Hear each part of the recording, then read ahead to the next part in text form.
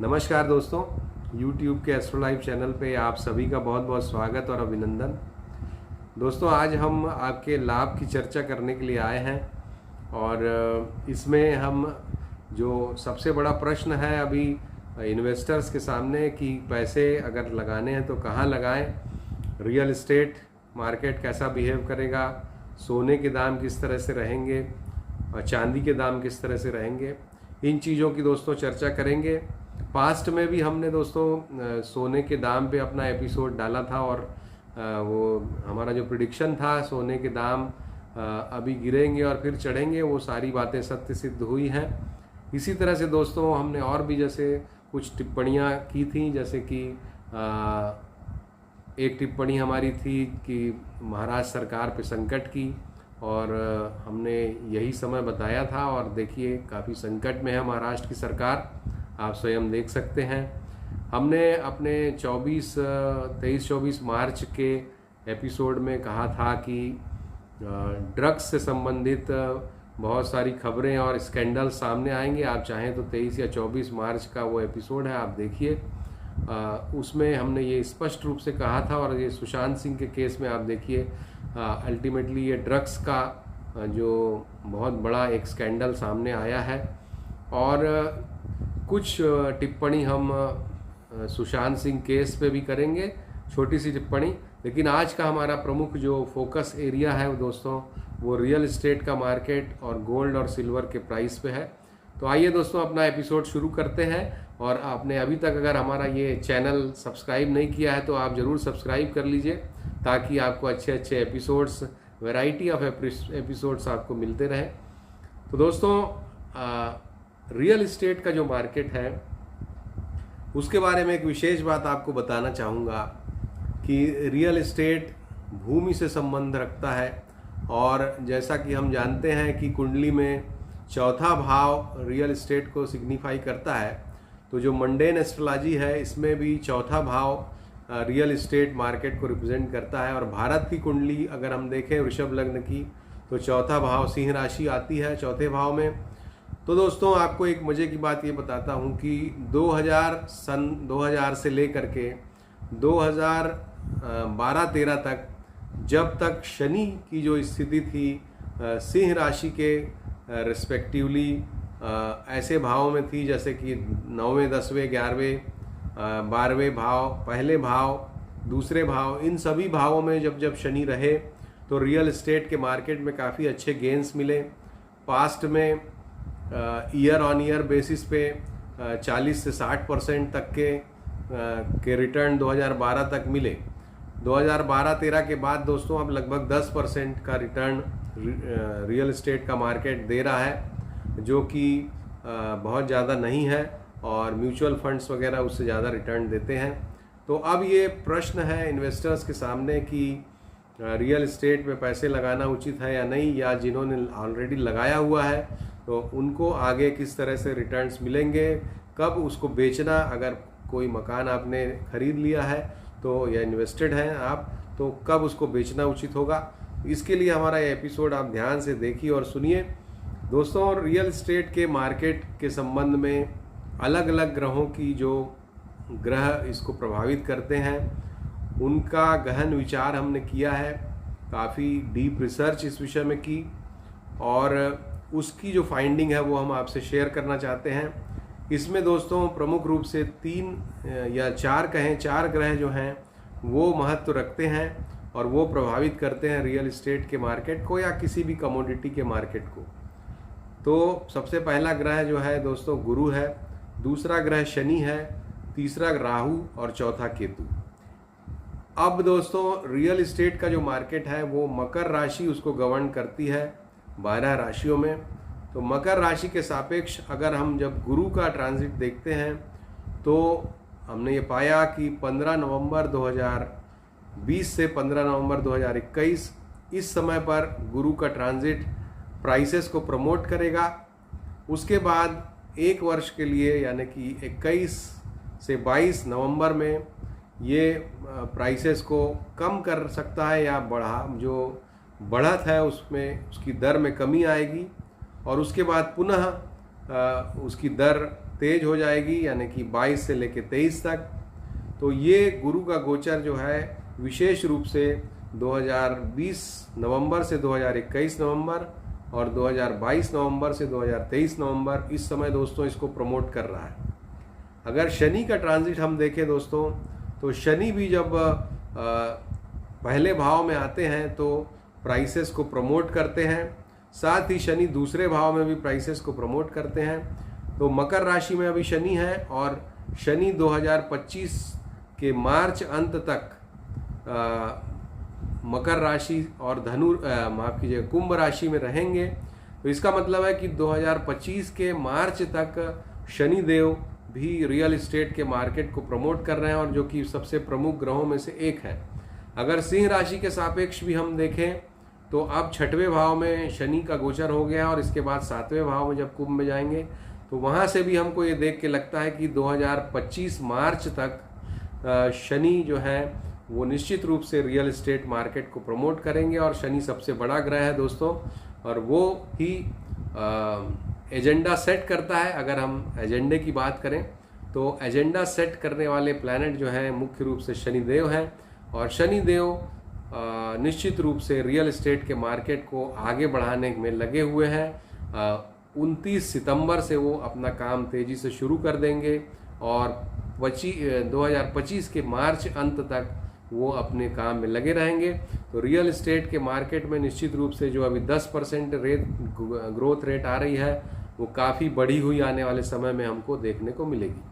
राहु और केतु का गोचर भी अगर हम दोस्तों ध्यान दें तो राहु का ये दो ट्रांजिट राहु के जो हैं, जैसे अभी वृषभ में है और उसके बाद मेष में जाएंगे, यानी कि अगले 3 वर्षों का समय, इन 3 वर्षों में राहु भी रियल एस्टेट के मार्केट को प्रमोट कर रहे हैं। तो दोस्तों अगर हम इन सभी ग्रहों को एक साथ मिला लें तो ये बात समझ में आती है कि अगले 3 वर्ष तो प्रमुख रूप से जो रियल एस्टेट का मार्केट है उसमें बढ़ोतरी आएगी, और शनि तो 2025 के मार्च तक इसमें बढ़ोतरी ला रहे हैं। तो इसका मतलब है कि अगर आपको अपनी प्रॉपर्टी परचेज आपने कर ली है और सेल आउट करना है तो सबसे बेस्ट टाइम है, अगर आप रुक सकें तो 2022 नवंबर, माफ़ कीजिएगा 2022 नवंबर से 2023 नवंबर, ये जो समय है इस समय पर आपको उसको सेल आउट करना सबसे ज़्यादा लाभप्रद होगा। अगर आप जल्दी सेल करना चाहते हैं तो आप 2020 नवंबर से 2021 नवंबर इस दरमियान भी उसको सेल कर दीजिए, तो भी आपको बहुत अच्छा लाभ होगा दोस्तों।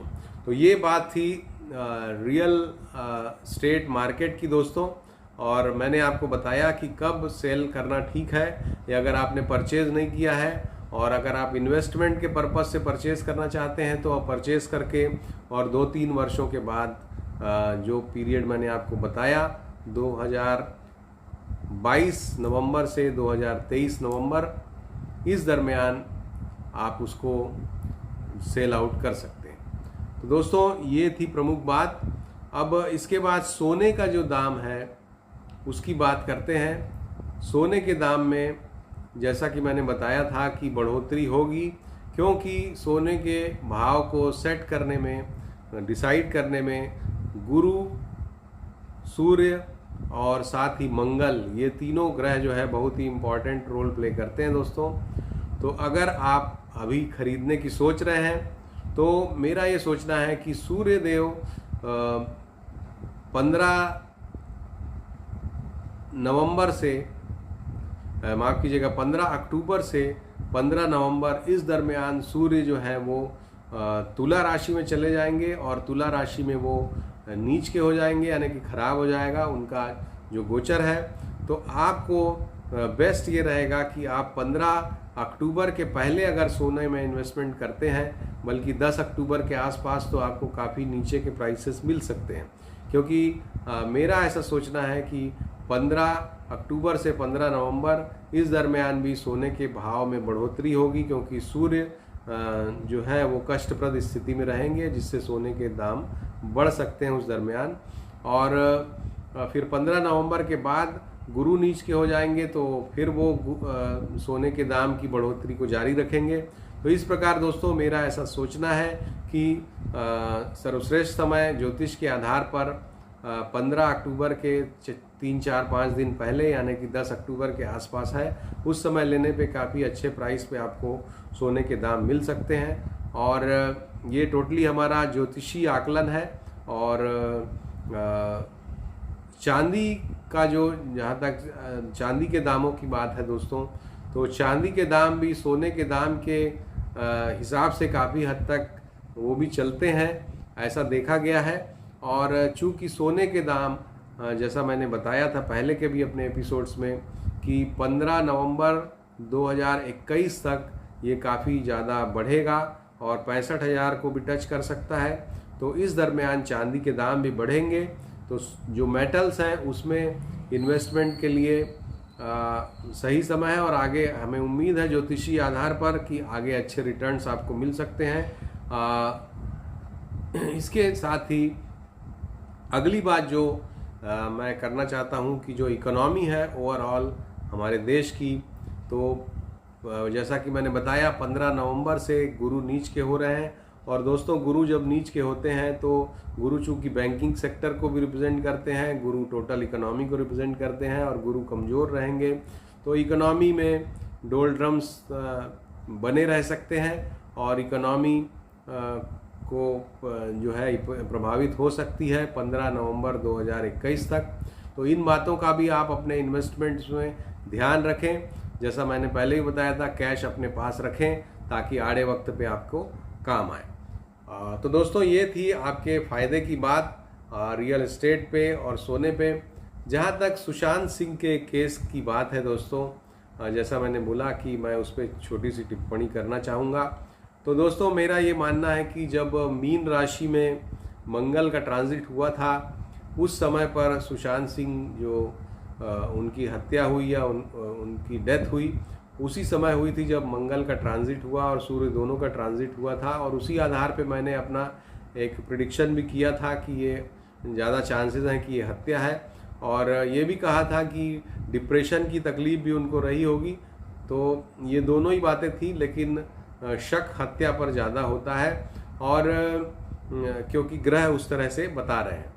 अब मेरा ये कहना है दोस्तों कि जब 5-6 अक्टूबर को मंगल वक्री होकर के और पुनः मीन राशि में प्रवेश करेंगे, तो उसके बाद सुशांत सिंह का जो केस है उसके विषय में कुछ नए खुलासे या नई बातें सामने आ सकती हैं, और हो सकता है कि उसका टोटल सारी चीज़ें उसमें क्लैरिटी आ जाए। तो चूँकि मंगल कुछ दिन पहले से, 3-4 दिन पहले से अपने वक्रत्व का और राशि परिवर्तन का प्रभाव दिखाने लग जाते हैं, तो हमारा ये मानना है कि लगभग अक्टूबर के प्रारंभ से ही इस तरह की परिस्थितियां बन सकती हैं जब सुशांत सिंह के केस में कुछ खुलासे हों या कुछ क्लैरिटी आए जिसकी अभी कमी दिखाई दे रही है। तो दोस्तों, ये हमारा सुशांत सिंह के केस के बारे में प्रेडिक्शन है। और दोस्तों, इसी तरह के और भी कई विषय हैं जिस पे मैं आने वाले समय में वीडियोस बनाना चाहता हूं।